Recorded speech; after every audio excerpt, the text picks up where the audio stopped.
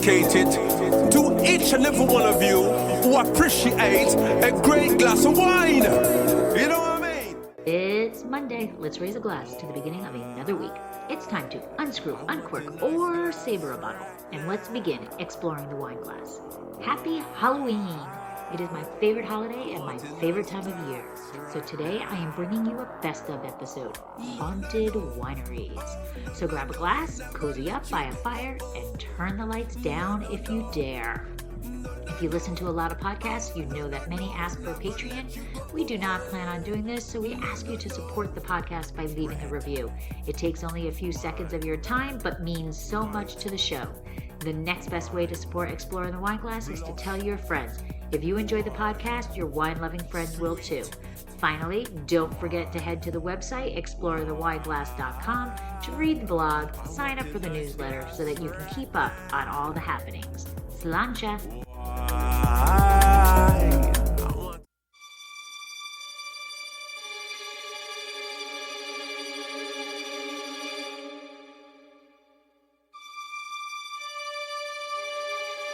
Eye of newt and toe of frog, wool of bat and tongue of dog, adder's fork and blindworm's sting, lizard's leg and owlet's wing.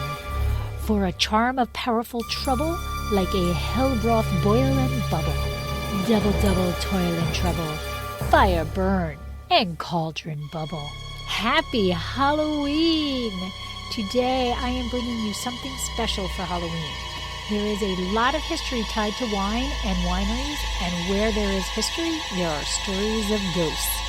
I love ghost stories.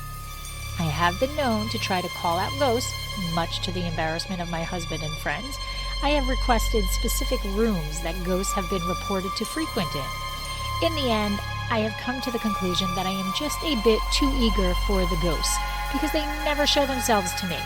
But there is always another hotel, there is always another winery, and I will keep on trying to talk to these ghosts. In this episode, I am going to share some hauntingly great stories of some wineries across the United States. So grab a glass of wine, turn off the lights, and enjoy the spooky Halloween special. Hey everybody, I'm Lori Budd, a UC Davis winemaking program, Spanish wine scholar, sommelier service, champagne and Côte d'Aron specialist, and a WSET Level 2 graduate. You can find Exploring the Wineglass on all the socials as well as your favorite podcast catchers. If you haven't subscribed yet, now's the perfect time to swipe, subscribe, rate, and review. Stay in the know about all things wine by visiting my website, exploringthewineglass.com. I promise I'll never tell you what to drink, but I'll always share what's in my glass.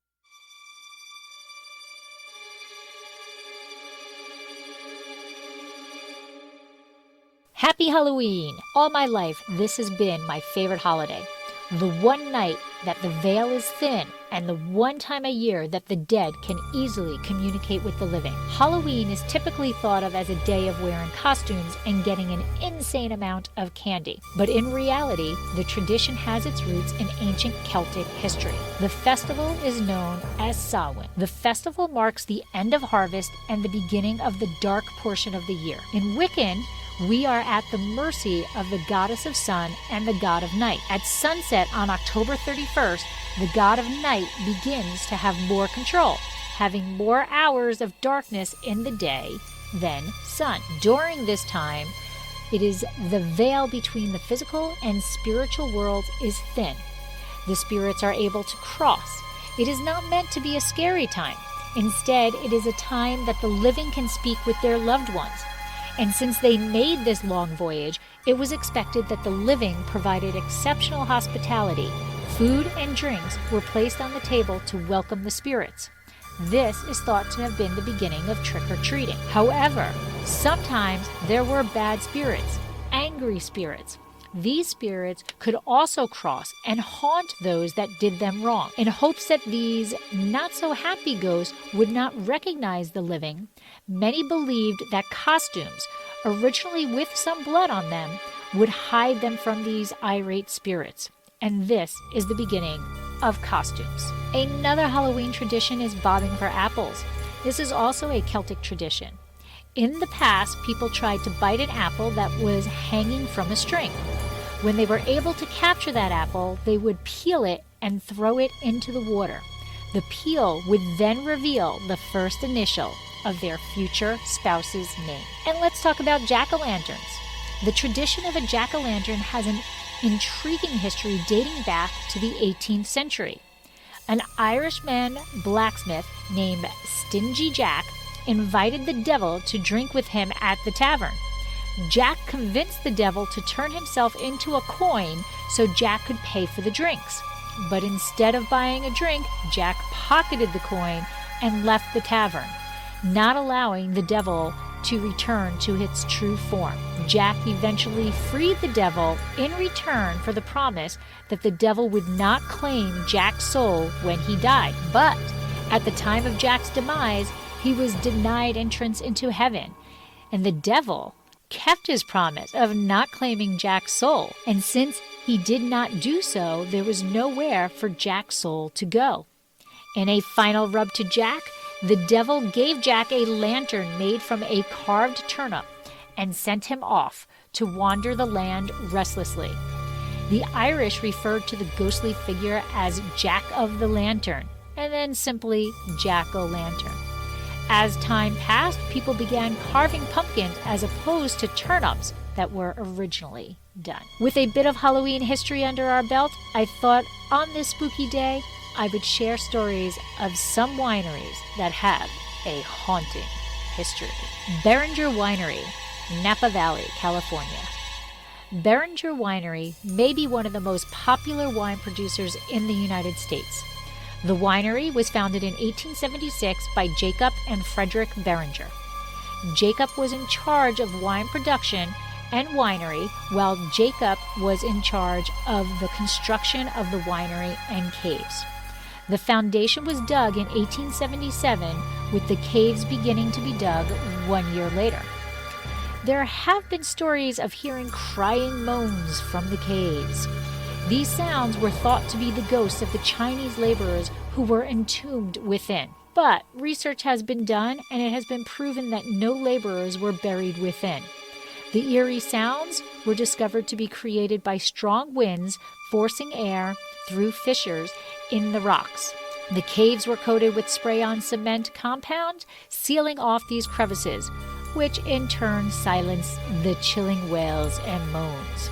But there have still been photographs within the caves, frequently capturing images of odd orbs of light. However, there is other ghost stories to be told on the property.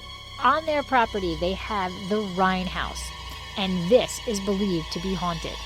The house is a replica of the brothers' ancestral home located in Mainz, Germany. The beautiful chateau-style building has haunting reporting upstairs in the bedroom of Frederick Beringer. It has been claimed by guests that objects have been thrown, and he has been seen walking the halls during the evening. 2 employees insist that they have met Frederick.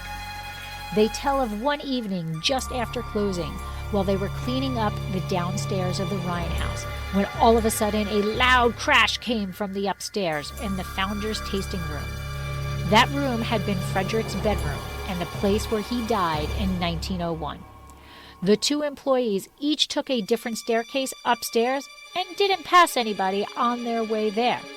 They entered the room to find a heavy silver tray had been thrown across the room, and broken stemware was strewn everywhere. Many believe these types of interactions is Frederick showing his disapproval of his private quarters being used as a public space. Trefethen Family Vineyards and Winery in Napa Valley, California. Trefethen was founded in the late 1800s by a Scottish sea captain, Hamden McIntyre. He ran it as an eshkol, which means Valley of the Grape in Hebrew. The building became a bootleg operation during Prohibition. During this time, as the story goes, a young man broke into the winery in order to steal liquor. He was caught pretty darn quickly and was hanged from one of the interior ceiling beams in the upstairs portion of the winery.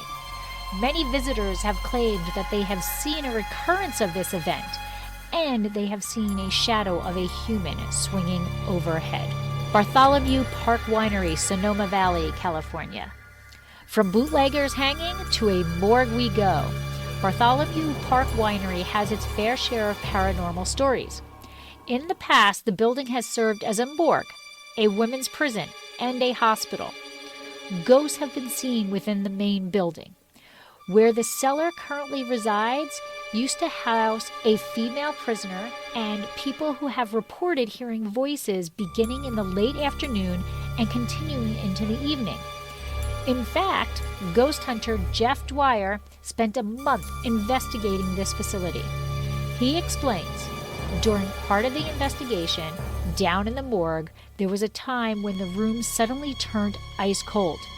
It was just freezing to the point where I couldn't sit there any longer and had to go upstairs to warm up.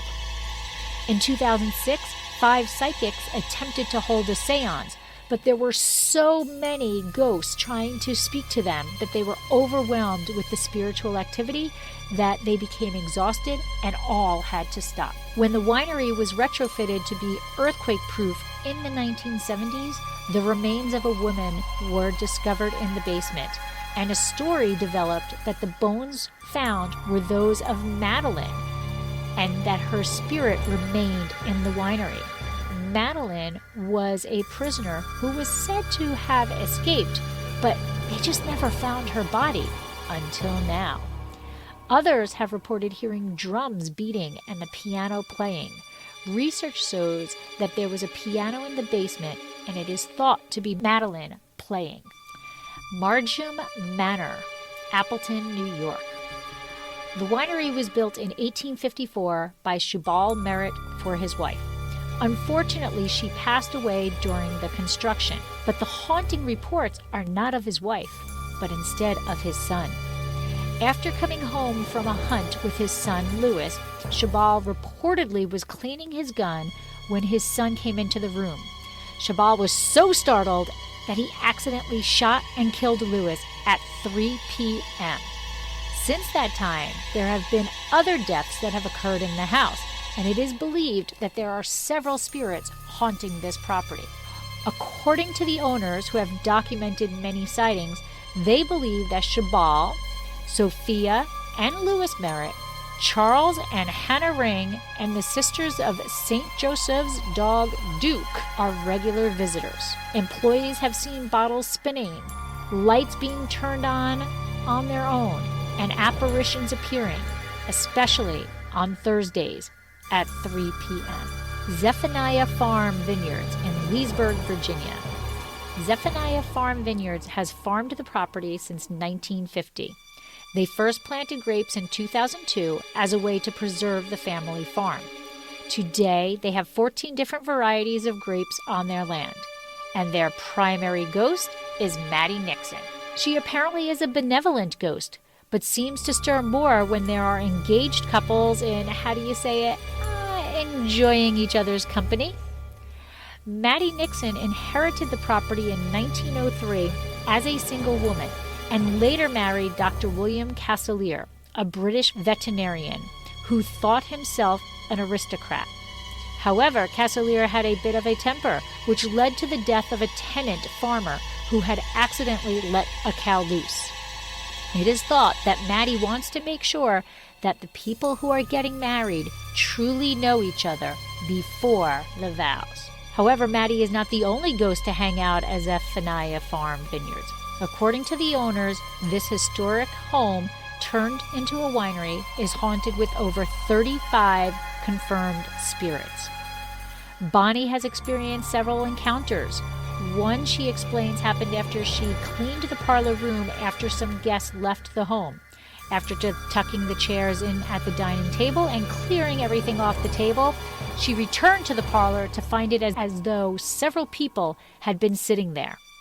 Bonnie said that she noticed all the chairs were pushed back as if the people had left quickly, and several pieces of chocolate were left on the plate, along with one blue marble that had never been seen before. And of course, I cannot skip over Paso Robles. Paso Robles Inn has several ghosts walking their halls. Founded in 1864, the Paso Robles Inn has a long and interesting history. There are several stories of hauntings in the hotel. The most common can be found in room 1007. After the renovation in 2001, the front desk at the hotel would receive mysterious phone calls, all originating from room 1007. But no one was ever on the other end. All they would hear was a loud screeching sound. The employees would hang up and go check the room, only to find it empty. Visitors have noted that they have been in the room and have seen the light on the phone light up on its own as if it was making a call. Room 1007 has been known to call the front desk asking for a 911. After diving into the history of the hotel, it was discovered that in the fire of 1940 that destroyed the original hotel, a 911 call was made at 9:05 p.m., close to the time that the night clerk J.H. Emsley sounded the fire alarm to warn the hotel guests. Thanks to Emsley, every guest was evacuated from the hotel safely that night, except for Emsley himself, who died of a heart attack before knowing that all of the guests were safe from harm. It is believed that Emsley is continuing to keep everybody safe at the Paso Robles Inn. Helen is another guest in the Paso Robles Inn. She is a young girl who was the daughter of the general manager in the 1900s. She can be found playing in the hallway, laughing and running through the halls. If you want to meet up with Helen, you're going to want to stay close to room 1211. The ghosts are not limited to the hotel. Cecilia Blackburn, the wife of William Blackburn, one of the founders of Paso Robles, is said to haunt the wine room at the steakhouse. She enjoys playing with employees' hair and apparently does love her wine and doesn't want to share it, since she often locks the wine room when it has just been opened. I hope you've enjoyed my Halloween episode. There are plenty more stories to be told. Do you have a haunted winery story? I'd love to know about it. Hit me up on the socials to tell me the eerie details. This has been another episode of Exploring the Wineglass. Thanks for listening. If you have suggestions on what topics you would like me to discuss, please reach out on social media. You can find me on Twitter, Instagram, and Facebook as Exploring the Wineglass. I am also on LinkedIn as Lori Hoyt Budd. Of course, you can always email me at exploringthewineglass@gmail.com and sign up for my newsletter at exploringthewineglass.com. If you enjoyed what you heard, please rate, review, and subscribe to help others find me more easily. And most importantly, tell your wine-loving friends, because if you like the podcast, they will too. Podcast music is Wine by Kevins. Until next week, sláinte. Nice glass right now. No, no, no.